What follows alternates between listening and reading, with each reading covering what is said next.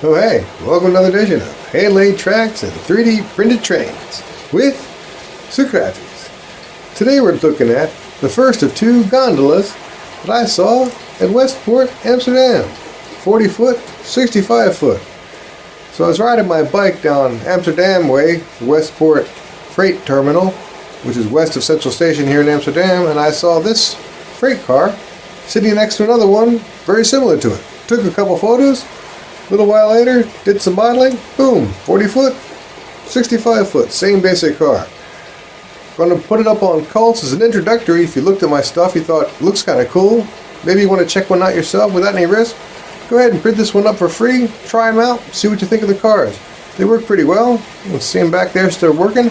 And more than that, I decided to make a kid's version of wheels so you can use the same exact cars with micro-train couplers on an N-scale track, or with these printed wheels for a kid. So I also made a kid's version of, it's got a one-piece articulated hinge, prints in place. The wheels just snap on the base, same way where you'd have your normal micro-train couplers go in there.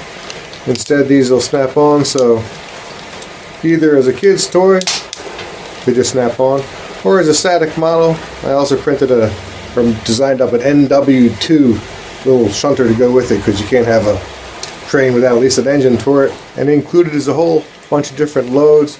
They just slip right in. Different shape loads, basically different shapes of lumps, various versions. That one sits down deeper. Sits on like that. It's a nice little look. And when they're running by, having different looks kind of breaks up the monotony. If everything's identical, it just doesn't look very organic, you know. So just different little shapes. I have it for the 65 and the 40 foot truck cars.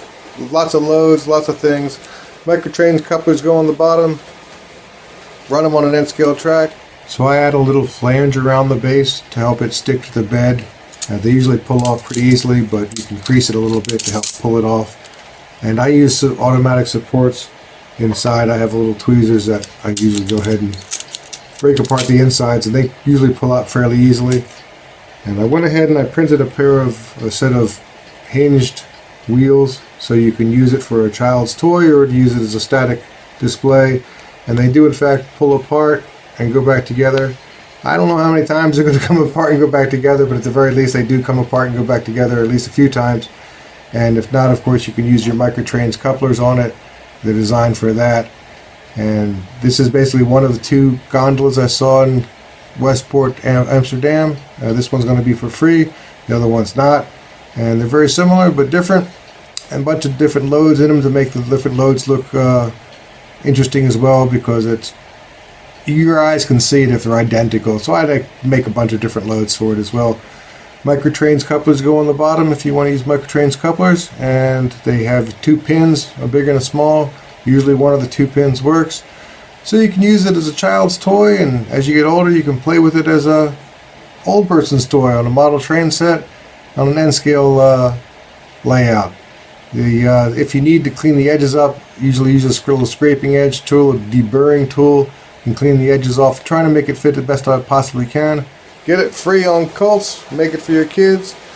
And I'm going to add the plastic wheels from the other cars as well, because there's a whole bunch of different trains I've made already, and I'm making a whole bunch more. Just designed a little open top popper, same idea. Also fits the same cars, same trucks, plastic, and again, micro-train couplers. So check them out on Cults.